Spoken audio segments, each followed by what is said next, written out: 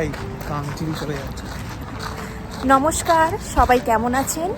আজ আবারও নতুন একটি ব্লগ নিয়ে আমি অরিজিতা আপনাদের সামনে হাজির হলাম। আশা করছি আপনারা সকলেই খুব ভালো আছেন, সুস্থ আছেন, আর আমরাও আপনাদের ভালোবাসা আশীর্বাদে খুব খুব ভালো আছি। আজ এখানে মিড সামারের ছুটি, আর সেই জন্যেই বারটা আজকে শুক্রবার, আর আমরাও এই জন্য ঠিক করলাম যে এত সুন্দর আর রোদ ঝলমলে দিন আজকে, আর বেশ সুন্দর হাওয়াও দিচ্ছে বাইরে, আর যেহেতু সামার টাইম তাই এখানে টিকিটের ওপর বিভিন্ন ছাড় থাকে, তাই আজকে যাচ্ছি জোন সিতে। আর যাবো, একটু হাইক করব, আর একটুখানি একটা ছোট ওয়াটারফল আছে সেটাই দেখে শুনে চলে আসবো। আর আজ যেহেতু শুক্রবার, শনি রবি দুদিন পরপর কিন্তু এখন ছুটিই আছে, তাই ভাবলাম যে আজকের দিনটা দুজনে মিলে একটু ঘুরে আসা যাক। চলুন আজকে একটু ছোট্ট করে দারুণভাবে ঘুরে আসবো, আর আপনাদের সঙ্গে শেয়ার করে নেবো আজকের দিনটা আমাদের কেমন কাটলো। আর যেহেতু সুইডিশ ফেস্টিভ্যাল, তাই সমস্ত স্কুল কলেজ অফিস কাছারি সবই আজকে ছুটি। আর দেখুন কি সুন্দর রোদ্দুর উঠেছে, অনেক দিন পর খুব ভালো রোদ্দুর উঠেছে, আর দিনটাও খুব ঝলমলে।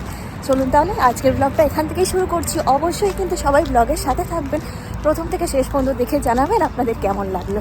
চলুন যাওয়া যাক।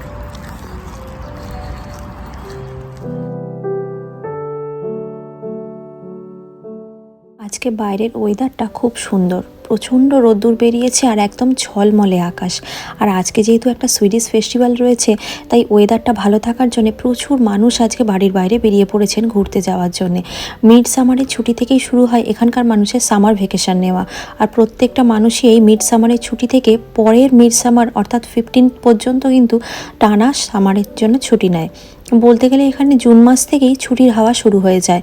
প্রায় অগাস্টের 15 তারিখ পর্যন্ত সকলেই কিন্তু কম বেশি ছুটি নিতেই থাকেন। আর অফিসগুলোতেও এখন কাজের চাপটা কম থাকে। কথা বলতে বলতে এখন নর্থস্টার্ন মলের ভিতর দিয়ে যে ছোট সাবওয়েটা রয়েছে, সেখান দিয়ে আমরা চলে এসেছি সেন্ট্রাল স্টেশনে, যেখান থেকে যে কোনো রিজিওনাল ট্রেন এবং বড় মানে আপনার দূরপাল্লার ট্রেনও ছাড়ে।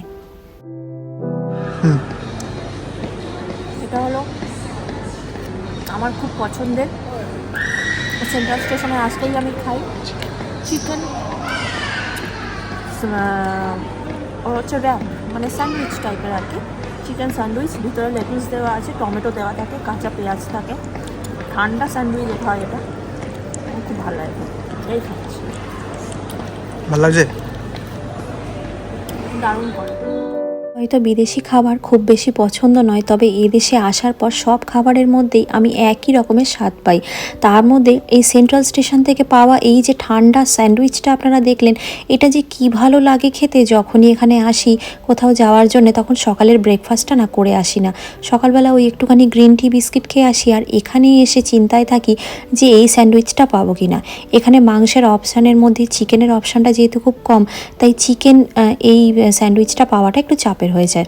তবে একটু তাড়াতাড়ি সকাল সকাল আসলে কিন্তু এই স্যান্ডউইচটা পাওয়া যায়। অনেক সময় এমনও হয়েছে যে এই স্যান্ডউইচটা তাগিদেই অনেক সকাল সকাল চলে এসেছি।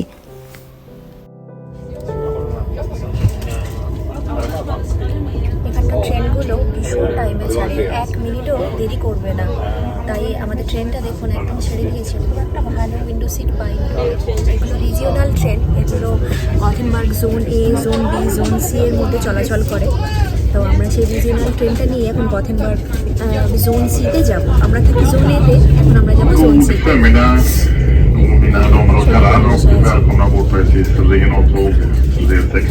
এখানে ট্রেনে যে অ্যানাউন্সমেন্টগুলো হয় সেগুলো সবই সুইডিশ ল্যাঙ্গুয়েজে বলা হয়। এখানে বেশি কিছু বলা হয় না, তো সেগুলো মোটামুটি বুঝে নিতে হয়।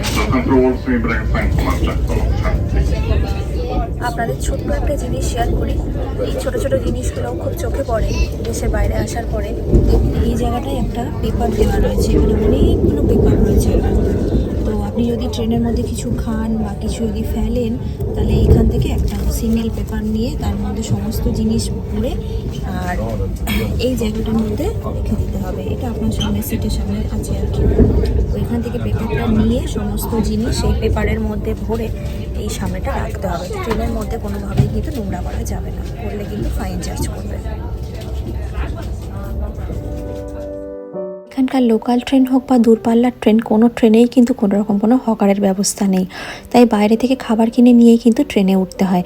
আর ট্রেনে খাওয়া দাওয়া খাওয়ার পর নির্দিষ্ট জায়গায় সেই নোংরা ফেলতে হয়, কারণ এখানকার ট্রেনগুলো যাতে পরিষ্কার পরিচ্ছন্ন রাখা হয় সেই দিকে কিন্তু খুব নজর দেওয়া হয়। প্রতিটা ট্রেনই ডেস্টিনেশন টু ডেস্টিনেশন পৌঁছানোর পরই খুব সুন্দরভাবে ট্রেনের বাথরুম এবং ট্রেনগুলো ক্লিন করে দেওয়া হয়। তাই ট্রেনের মধ্যে বিভিন্ন রকমের ব্যবস্থাপনা কিন্তু খুবই চোখে পড়ার মতন। আর এখন আমরা জোন বি থেকে পেরিয়ে জোন সিতে চলে এসেছি। গথেনবার্গের মধ্যে 3টে জোন আছে, 3টে জোনে ভাগ করা, আর তার মধ্যে জোন সিটা হচ্ছে সবচেয়ে বড়। আমরা আজকে যাচ্ছি জোন সি এরই একটা সুন্দর আইল্যান্ড দেখার জন্যে। চলুন, চলে এসেছি। কথা বলতে বলতে প্রায় ওই আধ ঘন্টার মতন জার্নি ছিল আমাদের। আধ ঘন্টা জার্নি পেরিয়ে এসে এখন স্টেশন থেকে লিফট নিয়ে এখন যাব বেসমেন্টের দিকে, কারণ বেসমেন্টেই রয়েছে বাস স্টপটা। আর বাস নিয়ে আমরা পৌঁছে যাবো আমাদের ডেস্টিনেশনে।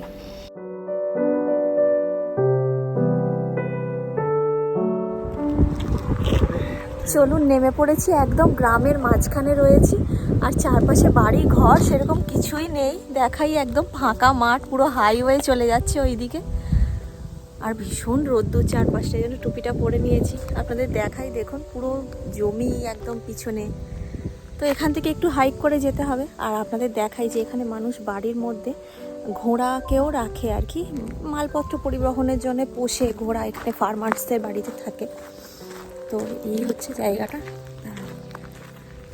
এই দেখুন, এই রাস্তাটা ধরে হেঁটে যাচ্ছি, ওইটা একটা ফার্মারের বাড়ি, আর ওই যে ঘোড়াগুলো রাখা রয়েছে ওইখানটাতে। সুন্দর দুখানা ঘোড়া রাখা আছে, এটা কারোর পোষাই হবে হয়তো।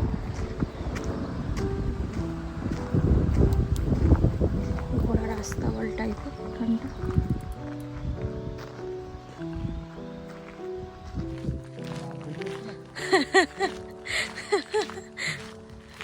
এখানে বাঘ নেই।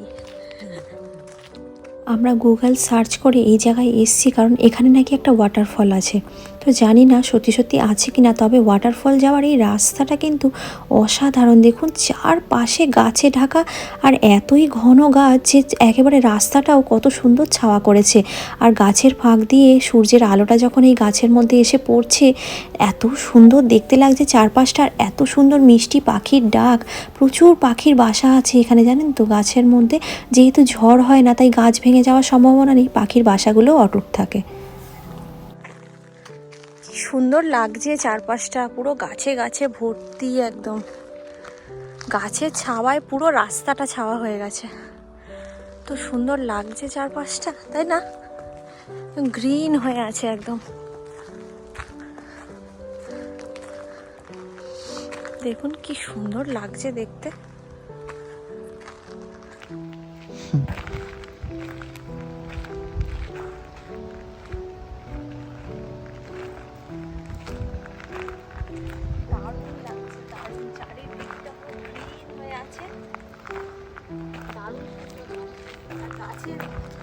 পাতার গন্ধ পাচ্ছি চারপাশ থেকে,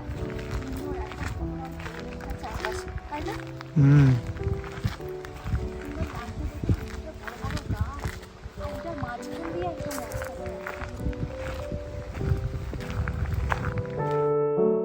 জানি না আমি নিজের দেশ থেকে সুইডেনে আসার পর এত গাছপালার প্রতি ভালোবাসা জন্মেছে মনের মধ্যে। আগে দেশে থাকতে আমার মা কিন্তু প্রচুর গাছ লাগাতে পছন্দ করত। তখন কিন্তু কখনো যদি গাছে জল দিতে যেতে বলতো, তাতেই কত বিরক্ত হতাম। কিন্তু এখানে ঘন্টার পর ঘন্টা পাহাড়ের ওপর উঠে জঙ্গলের মধ্যে হাঁটাহাঁটি করি।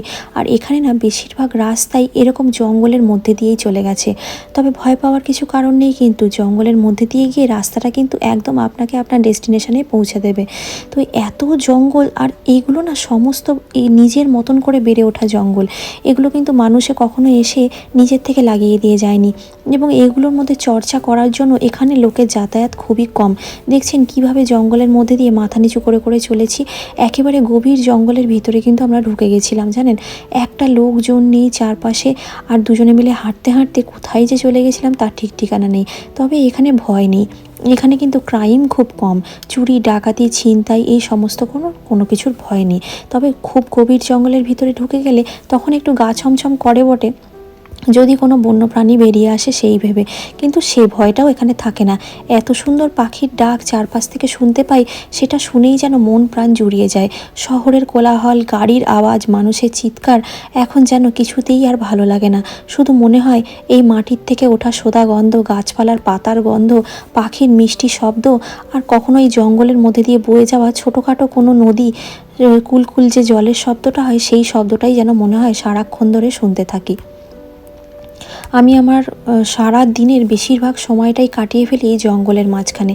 একদিন আমার ডেলি লাইফের রুটিনটা আপনাদের সঙ্গে নিশ্চয়ই শেয়ার করব। আমার বাড়ির পাশে এরকম জঙ্গল একটি রয়েছে, পাহাড়ে ঘেরা, আর আমি সেখানেই বেশিরভাগ সময়টাই কাটাই।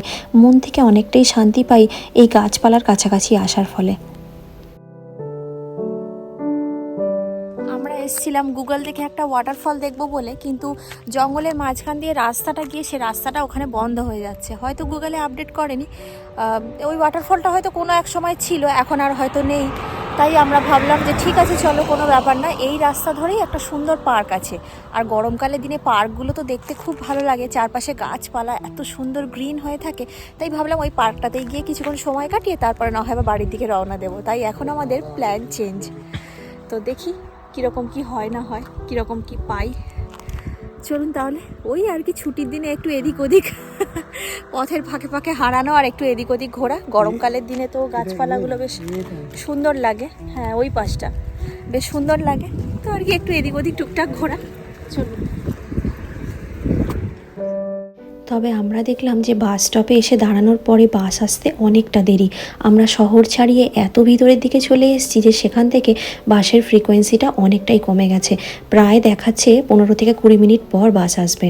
আর দেখুন, ভিডিও করতে যেই ক্যামেরাটা নিয়ে সামনে এসেছি, আর এও অমনি সঙ্গে সঙ্গে ক্যামেরার সামনে চলে আসলো। ওরাও কীরকম বোঝে যে ওদেরও ভিডিও করা হচ্ছে। আসলে অবলা জীব তো, আমরা ভাবি কি ওরা হয়তো কিছু বোঝে না, কিন্তু ওরা সবটাই বুঝতে পারে এবং অনুভব করতে পারে। দেখুন কি সুন্দর লাগছে দেখতে। তাই আমিও ওই বাস স্টপে দাঁড়িয়ে আর অপেক্ষা না করে ওদেরকেই দেখতে চলে এসেছি। চলুন, বাস প্রায় এসে যাওয়ার টাইম হয়ে গেছে, বাস স্টপে গিয়ে দাঁড়াই।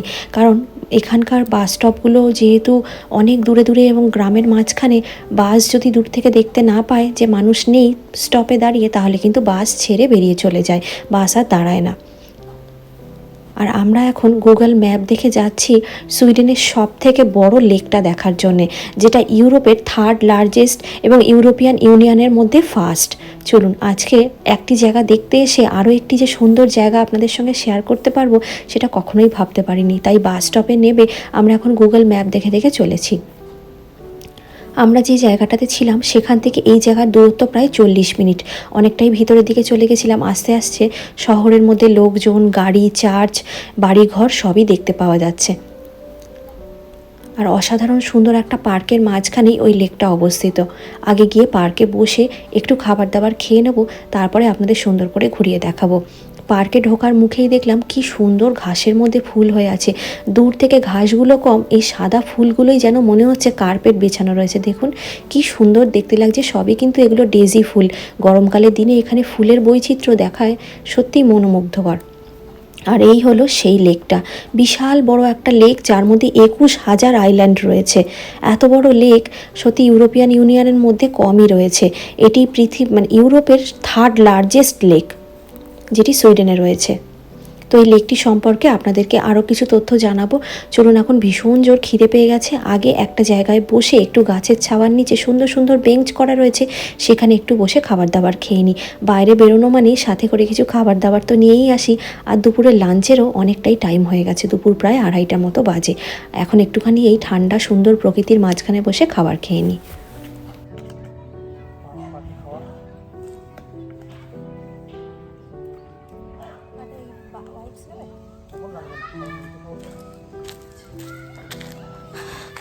চলুন খাওয়া দাওয়াটা সেরে নিই। বাড়ির থেকে অল্প একটু খাবার দাবার বানিয়ে নিয়ে এসেছিলাম। এখন এই সুন্দর প্রকৃতির মাঝখানে বসে দুজনে মিলে খাওয়া দাওয়াটা সেরে নিই। পার্কটা ভীষণ সুন্দর।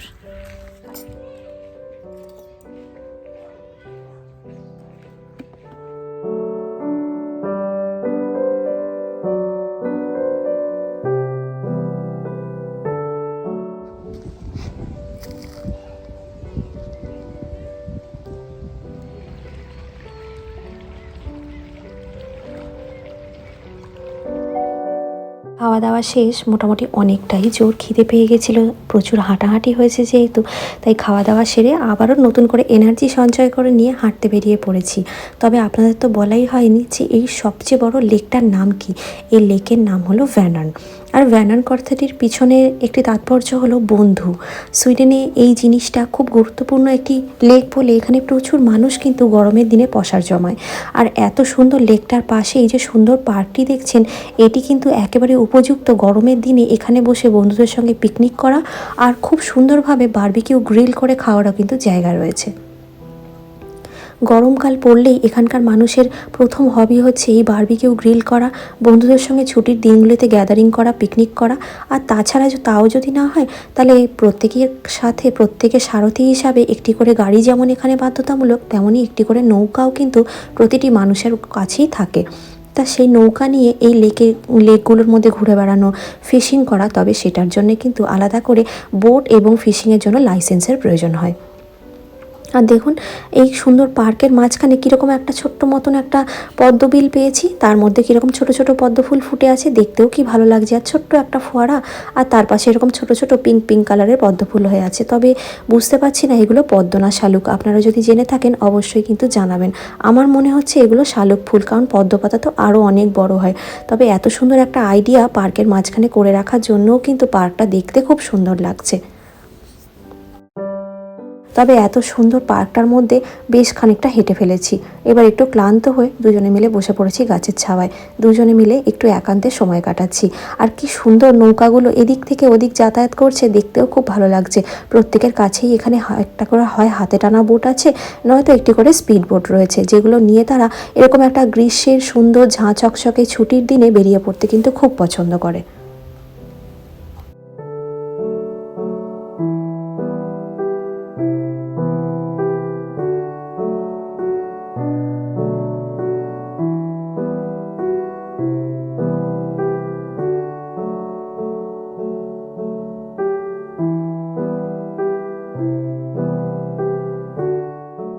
আর এই যে সুন্দর কাঠের ব্রিজটি দেখছেন, এটি প্রায় 17 শতকে তৈরি। আর এই কাঠের ব্রিজটি কত সুন্দর সংরক্ষণ করে রাখা রয়েছে। এই কাঠের ব্রিজটি তৈরি করার আরও একটি কারণ হলো প্রচুর মানুষ এই লেকের জলে স্নান করতে আসেন। তাই এখানে আসলে আপনি এখান থেকে স্নান করতে নামার জন্য সুন্দর সিঁড়ি পাবেন, যেটা আপনি লেকের জলে অনায়াসে স্নান করতে নামতে পারেন। আর এখানে দাঁড়ালে লেকের চারপাশের ভিউটাও দেখতে খুব সুন্দর লাগবে। তবে এই লেকের সামনে দাঁড়িয়ে মনে হচ্ছিল যদি একখানি নৌকা পেতাম তাহলে এই লেকের চারপাশটা খুব সুন্দর করে ঘুরে বেড়াতে পারতাম। এত বিরাট বড় লেক সুইডেনের আর কোথাও কিন্তু নেই, এমনকি ইউরোপিয়ান ইউনিয়নের মধ্যেও এত বড় লেক কোথাও পাওয়া যায় না। এই লেকটা প্রায় 106 মিটার ডিপ আর 5650 কিলোমিটার এরিয়া নিয়ে অবস্থিত। প্রথম যে সবচেয়ে বড় ইউরোপিয়ান ইউনিয়নের লেকের মধ্যে এটি প্রথম, কিন্তু ইউরোপের সবথেকে প্রথম যে প্রধান লেকটি সেটির নাম হচ্ছে ল্যাডোগা, আর সেকেন্ড হলো ওনেগা, আর থার্ড হলো ভ্যানার্ন। আর সুইডিশ ভাষায় জানেন ভ্যানার্ন কথার অর্থ হলো বন্ধু। দেখুন দূর থেকে ওই ভদ্রলোক কত সুন্দর নিজের বোটটা চালিয়ে নিয়ে আসছেন, ওটি কিন্তু স্পিড বোট। আর কি ভালো লাগে না এরকমভাবে জলের মাঝখান দিয়ে নৌকা বয়ে যাওয়াটা। এখানকার স্থানীয় যে সমস্ত বাসিন্দা রয়েছেন তাদের কিন্তু প্রচুর মানুষের মধ্যে এই স্পিড বোট রাখা, ফিশিং করা, এই জিনিসটা কিন্তু আমার বেশ ভালো লাগে। আর গরমকালের দিনেই কিন্তু এত সুন্দর দৃশ্যগুলো উপভোগ করা যায়। চলুন, খুব সুন্দর লাগলো আজকে সারা দিনটা আপনাদের সঙ্গে শেয়ার করে নিতে পারলাম। সুইডেনের একটা বিশেষ সুন্দর দেখার মতন জায়গা। শীতকালের দিনে তো এত ঝাঁ চকচকে নীল আকাশ, তার সাথে মেঘ মুক্ত, এবং বৃষ্টি নেই, ঠান্ডা নেই, এত সুন্দর ওয়েদার পাওয়া যায়। তাই তো গরমকালের দিনে বিভিন্ন পার্ক, বিভিন্ন জায়গায় ঘুরে বেড়াতে খুব ভালো লাগে। তবে আমাদের এই ছোট ছোট পিকনিকগুলি কিন্তু এমনইভাবে চলতে থাকবে, আর আপনাদের সঙ্গে সুইডেনের বিভিন্ন সুন্দর জায়গা আমি শেয়ার করব। এবার বাড়ি যাওয়ার পথ ধরি। ভিডিওটাও তাহলে আজকে এখানেই শেষ করছি। সবাই ভালো থাকবেন, সাবধানে থাকবেন। ভিডিওটা কেমন লাগলো আমাকে অবশ্যই ছোট্ট একটা কমেন্ট করে জানাবেন। ভালো লাগলে একটা লাইক করে দেবেন। আমার ভিডিওগুলো যদি আপনাদের মনের খুব কাছাকাছি হয়, খুব ভালো লেগে থাকে, আমার চ্যানেলটি সাবস্ক্রাইব করে এই ভিডিওগুলো বন্ধুবান্ধবের সঙ্গে অবশ্যই শেয়ার করে নিতে কিন্তু ভুলবেন না। আমি খুব তাড়াতাড়ি ফিরে আসবো নতুন আরও একটি সুন্দর ঝাঁ চকচকে ব্লগের সঙ্গে। ততক্ষণের জন্য বিদায় নিলাম। এবং আরও একটি কথা, এই ভিডিওটি যদি আপনারা আমার ফেসবুক পেজে থেকে থাকেন, পেজটি কিন্তু অবশ্যই ফলো করে নেবেন। সবাই খুব ভালো থাকবেন, সাবধানে থাকবেন। দেখা হবে খুব তাড়াতাড়ি নতুন আরও একটি সুন্দর ব্লগের সঙ্গে। ততক্ষণের জন্য বিদায় নিলাম।